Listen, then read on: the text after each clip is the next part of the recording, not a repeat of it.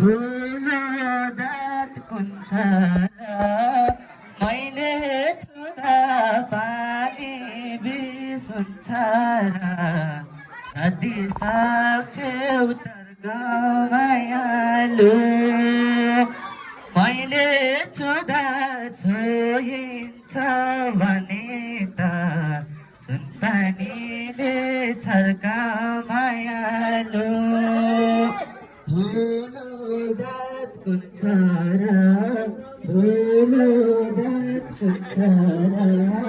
मैले भन्दा मागी बिस हुन्छ र जति सक्छौ तर्क मायालु मैले छुँदा छोइन्छ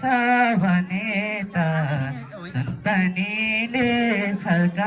मायालु ए मैले छुँदा छोइन्छ भने त सुनपानीले छर्क मायालु